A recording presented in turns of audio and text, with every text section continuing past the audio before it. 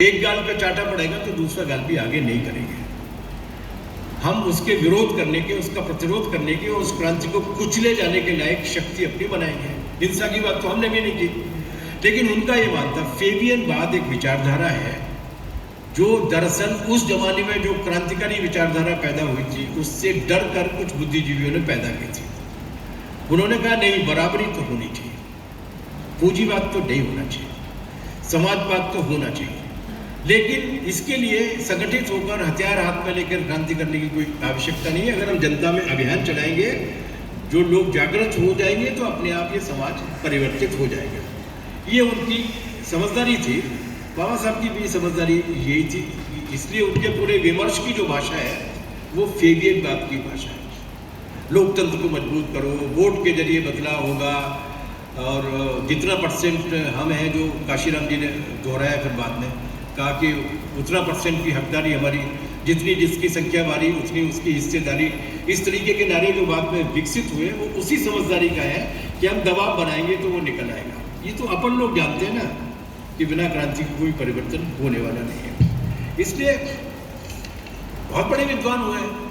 एक विद्वान हुए सन्यात सेन, ये चीन के एक बहुत बड़े बाबा साहब जैसे तो नहीं, लेकिन इसी तरीके के लोकतांत्रिक सुधारक थे। वो भी यही सब करना चाहते थे, सामंतवाद के खिलाफ थे, लेकिन वो भी क्रांति नहीं चाहते थे। लेकिन बाद में वो क्रांति के होने तक तो वो जा चुके थे, लेकिन उनकी पत्नी शामिल हुई उसमें, और उनकी विचारधारा से जो प्रभावित लोग थे उनने भी बाद में अपने अनुभव के साथ ये माना। तो ये होता है। मनुस्मृति नहीं पढ़ा है तो आम लोगों से कभी उम्मीद करते हैं कि आप लोग मनुस्मृति नहीं पढ़ेंगे तब तक इसके खिलाफ लड़ा नहीं जा सकता। ये बिल्कुल सही बात कही है। हम लोग, हमारे यहाँ जो बुक स्टोर लगता है हम उसमें मनुस्मृति बेचते हैं।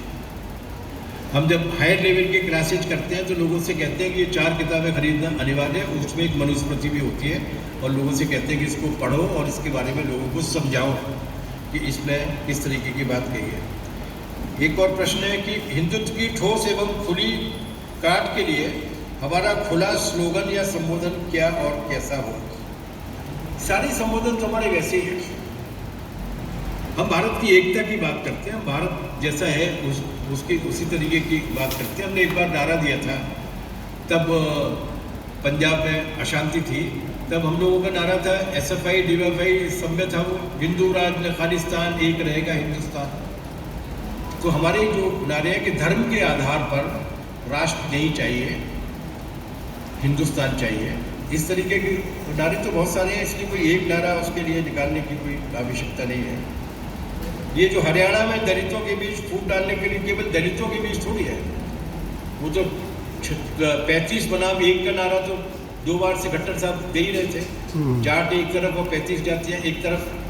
हालांकि वो 35 कहाँ से ले आए? अगर इस देश में 36 ही जातियाँ होती हैं तो समस्या हम हल कर लेते जल्दी से। 36 तो नहीं है ना गिनती वो कहावत में है ना कि पूरे 36 समाज इकट्ठा हो गए, वो कर लिया। उसी तरीके से वो दलितों में भी बहुत चतुराई के साथ इस काम को कर रहे हैं।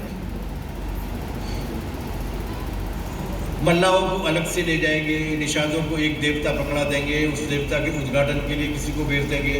कुल मिलाकर ये कि हमारे कुनबे में ही रहो और यहीं पर, और पैसा इफरात में है तो उस पर बांट दो और कुछ अपने लोगों को उस पर तय कर दो जो उनके बीच में जाए। जैसे आजकल सोनियों के बीच में उन्होंने अपना काम बड़ा पक्का कर रखा है, ऐसी अलग अलग जातियाँ उन्होंने बांट रखी है, तो वो तो उनके बीच में भी वो कर रहे हैं। तो है इस नारे को तोड़ने का तरीका वही है जो अपना है। गरीब के नाम पर इकट्ठा होंगे, लेकिन जाति के नाम पर होने वाले शोषण के खिलाफ भी उस एकता को इस्तेमाल करेंगे। मनुस्मृति क्या थी? एक सवाल ये भी आता है कि मनु कौन थे? पहली बात तो कि इस तरीके का कोई एक स्थिर बात नहीं है। ये किताब लगभग पहली शताब्दी में लिखी गई है ऐसा माना जाता है, लेकिन मनु नाम का कोई एक व्यक्ति नहीं हुआ। समय समय पर अलग अलग व्यक्ति इसको और ज़्यादा लिखते गए। वैसे शास्त्रों के हिसाब से, पौराणिक कथाओं के हिसाब से माना जाता है कि जब पूरी प्रलय आ गई थी पूरी दुनिया भर में, जैसा सारे धर्मों में माना जाता है, तब पहला एक आदमी था जो नाव पर बैठ के सारी चीज़ों को एक एक पीस लेके निकला था, उसके बारे में कहा जाता है वो मनु थे। ये वो मनु नहीं है।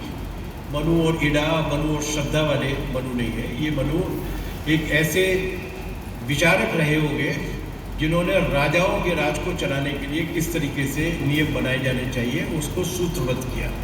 ऐसी एक किताब और है जिसका नाम है अर्थशास्त्र, जो चाणक्य ने लिखी है, कौटिल्य ने लिखी है। लेकिन वो इतनी ज़्यादा कुटिलतापूर्ण नहीं है जितनी कुटिलतापूर्ण है। चाणक्य ने लिखा है कि राजा को राज किस तरीके से चलाना चाहिए। उसमें बहुत सारे नियम दिए हैं। उसके 2 नियम मैं आपको सुना देता हूँ कि कितना चतुर बंदा था वो। उसने कहा कि राजा को भगवान से नहीं डरना चाहिए। अगर वो ईश्वर से डरेगा तो राज नहीं कर पाएगा। ये कौटिल्य लिख रहे हैं जो ब्राह्मण थे।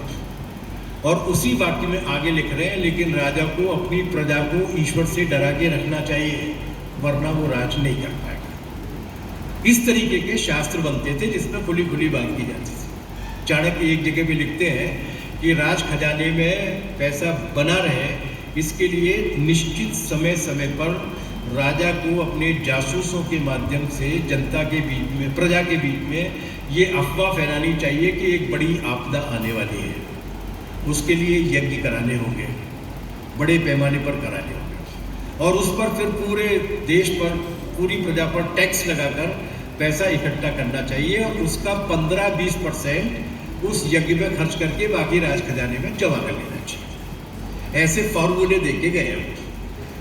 वैसे फॉर्मूले समाज को चलाने के नाम पर मनु महाराज ने दिए हैं। और मनुस्मृति एक ऐसी किताब है जिसके बारे में ये गलतफहमी मत पालिए कि वो चली गई है। वो है, हमारे समाज में है, हमारे घर में है, और अगर आप बुरा न माने तो यहाँ बैठे हुए बहुत सारे लोगों के दिमाग में है। हमारे एक सीटू के बहुत बड़े नेता थे, ये हमारे ग्वालियर के,